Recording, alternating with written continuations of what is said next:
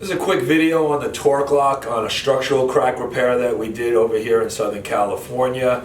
We're just showing you how we cut wide. So normally we used to cut windows, but when we're doing our patchwork, definitely looks better when we cut wide. We charge $300 a foot on this job. Add up the staples and do the math for yourself. Check it out and see how we got it done. So what we're doing is we map and miss so that we could see all our cracks in this pool.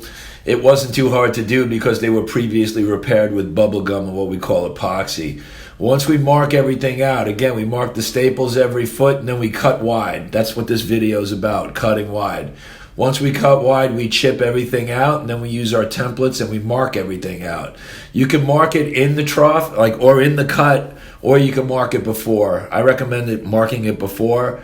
This is one of our guys who does a lot of installation, so watch how quick he gets this done.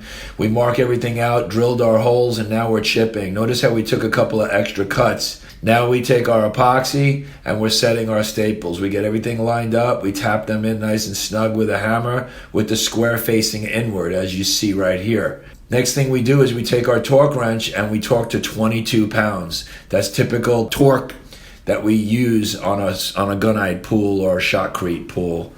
Next thing we're going to do is we're going to take our hydraulic cement that we mixed up with a little bit of grout and we're going to fill everything in, because now we have depth and we have coverage, and now you can see how we use our plaster, and we're just doing a plaster patch. Remember, this pool is all stained from the green, from the heater and the copper, but this will eventually green out as well.